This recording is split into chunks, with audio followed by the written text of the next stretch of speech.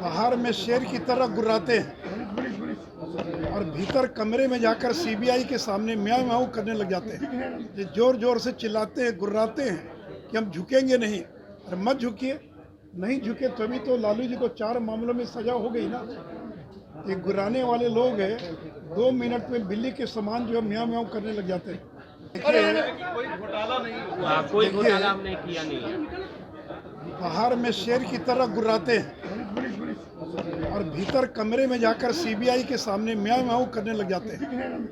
ये गुर्राने वाले लोग हैं, 2 मिनट में बिल्ली के समान जो म्याऊं म्याऊं करने लग जाते हैं। भाई तेजस्वी यादव से तो मेरा एक ही सवाल था ना कि जिस 150 करोड़ के मकान में दिल्ली में आप रहते 1088 न्यू फ्रेंड्स कॉलोनी, आप उसके मालिक कैसे बन गए? यही सवाल तो पूछ रही है सीबीआई कि आखिर ये जो एबी एक्सपोर्ट्स प्राइवेट लिमिटेड और एके इन्फोसिस्टम प्राइवेट लिमिटेड, जिन लोगों के पास रेलवे घोटाले की, रेलवे में जिन लोगों की बहाली हुई थी, उनकी ज़मीन बेची गई, खरीदी गई, उसका जवाब दे दीजिए। और ये ललन सिंह कहते हैं कि देश में इमरजेंसी जैसी स्थिति पैदा हो गई। ललन जी, आप ही ने पुख्ता सबूत दिया है, कह रहे कि 2 बार केस बंद हो गया। कभी भी केस बंद नहीं हुआ था।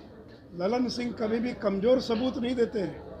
ललन सिंह के इस सबूत के कारण लालू यादव को सजा हुई और ललन सिंह ने ही नौकरी के बदले ज़मीन वाले मामले में इतना पुख्ता सबूत दिया कि भले ही कांग्रेस के ज़माने में सीबीआई चुप बैठ गई होगी, लेकिन ललन सिंह के ही सबूत के आधार पर अब सीबीआई कार्रवाई कर रही है। इसलिए इतने पुख्ता सबूत हैं, इनको आगे भी कई बार सीबीआई के सामने जाना पड़ सकता है। इसका क्या हसरा होगा कोई नहीं जानता है।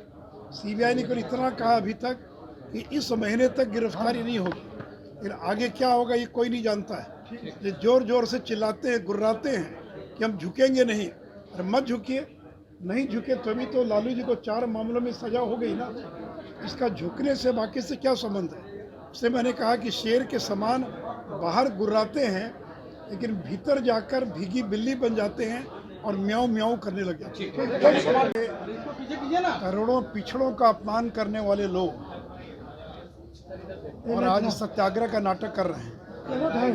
और दिल्ली में आज जो पहला सत्याग्रह हुआ, उसमें जगदीश टाइटलर, जो हजारों सिखों के हत्या के आरोपी हैं, जो देश में सिख विरोधी दंगे हुए थे और जिसमें हजारों सिखों का कत्लेआम कर दिया गया था कांग्रेस के राज में, इसके जो मुख्य आरोपी हैं जगदीश टाइटलर, वो दिल्ली में धरना का नेतृत्व कर रहे हैं।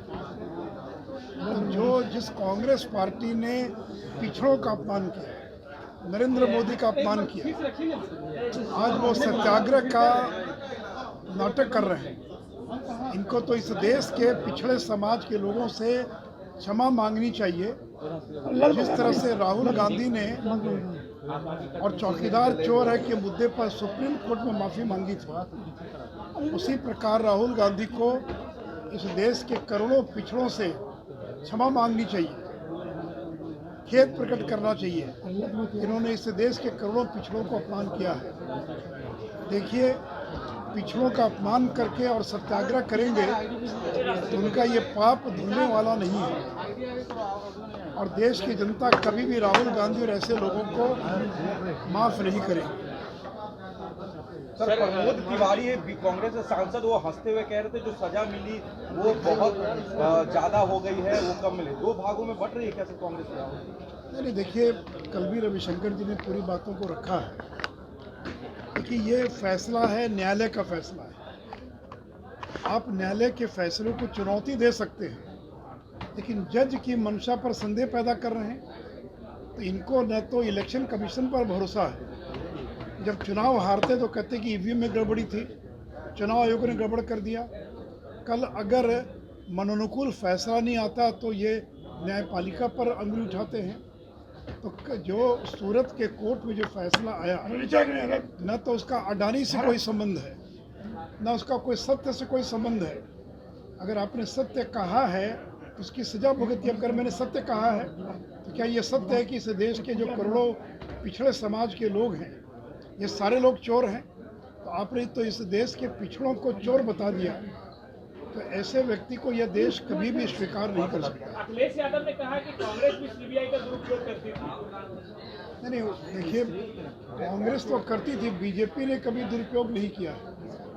और देखिए, आज अगर अखिलेश यादव या अरविंद केजरीवाल का बयान राहुल गांधी के पक्ष में आ रहा है तो इसका मतलब ये कदापि नहीं है ये लोग अगला चुनाव मिलकर लड़ेंगे। अगर ममता बनर्जी ने कोई बयान दिया राहुल गांधी के पक्ष में तो क्या ममता बनर्जी बंगाल के अंदर चुनाव कांग्रेस के साथ मिलकर लड़ेगी चुनाव? या अरविंद केजरीवाल का जो बयान आया है तो क्या अरविंद केजरीवाल पंजाब में और दिल्ली में कांग्रेस के साथ मिलकर चुनाव लड़ेंगे? देखिए, कोई भी क्षेत्रीय पार्टी कांग्रेस को स्वीकार करने के लिए तैयार नहीं है। जिस दिन क्षेत्रीय पार्टियां कांग्रेस को स्वीकार करेगी उनकी अपनी जमीन खिसक जाएगी। तो जब कांग्रेस नीचे जाती तो क्षेत्रीय दल ऊपर आते हैं। इसलिए एक क्षण के लिए कुछ लोगों ने बयान दिया है उनके पक्ष में, लेकिन इसका ये मतलब कदापि नहीं है कि ये संपूर्ण विपक्ष एकजुट हो गया और एकजुट होकर ये नरेंद्र मोदी का मुकाबला कर पाएगा। तो देखिए, सत्य की जमीन पर नरेंद्र मोदी खड़े हैं। पिछले 9 साल में उनको कितना अपमानित करने का प्रयास किया गया। मणिशंकर अय्यर ने नीच शब्द का प्रयोग किया, सोनिया गांधी ने मौत का सौदागर कहा, और उसके पहले जब वो मुख्यमंत्री थे तो किस तरह से जांच एजेंसी का दुरुपयोग किया गया। लेकिन पाक साफ होकर निकले हैं नरेंद्र मोदी। तो नरेंद्र मोदी पर भ्रष्टाचार की छींटे नहीं लग सकते। और राहुल गांधी का ये लगातार प्रयास है। कल भी वो प्रेस में कह रहे हैं अडानी अडानी अडानी। अडानी का क्या संबंध है इस मामले से?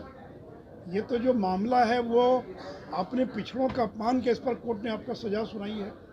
इसका अडानी से कोई संबंध नहीं है।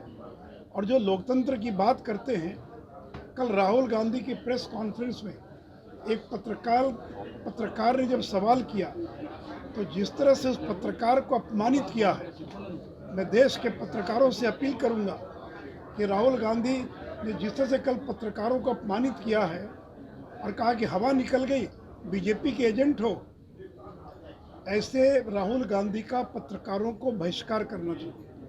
अगर बीजेपी की किसी प्रेस में ऐसी बात हुई होती तो पत्रकार बहिष्कार करके निकल गए होते।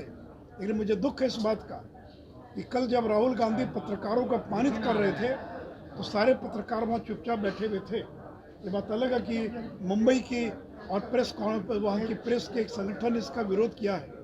मैं देश के तमाम प्रेस और मीडिया कर्मियों से अपील और आग्रह करूँगा कि कल देख लीजिए किस तरह से राहुल गांधी ने मीडिया को जलील अपमानित करने का काम किया। तो इनका यही काम है, कभी मीडिया को अपमानित करेंगे, कभी जजेस को करेंगे, कभी न्यायपालिका को, कभी इलेक्शन कमीशन को, कभी नरेंद्र मोदी को।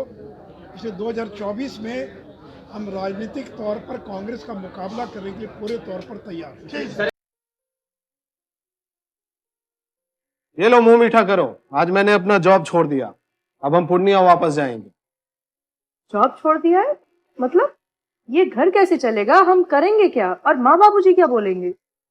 इसलिए मैं एक और मिठाई का डब्बा लाया। अपने बिजनेस के लिए लोन अप्रूव हो गया। अरे लोन अप्रूव हो गया वो तो ठीक है, लेकिन पूर्णिया में हम रहेंगे कहाँ? अपना घर भी तो नहीं है वहाँ। इसलिए तो एक और मिठाई का डब्बा अलग से लाया हूँ। हमने पूर्णिया में घर ले लिया है, पूर्णिया के ई होम्स पैनोरमा में। पूर्णिया में पैनोरमा ग्रुप लेकर आए हैं ई होम्स पैनोरमा। बड़ा घर, आलीशान जिंदगी और अत्याधुनिक सुविधाओं के संग। अरे अरे, अब क्यों मुंह मीठा करवा रही हो?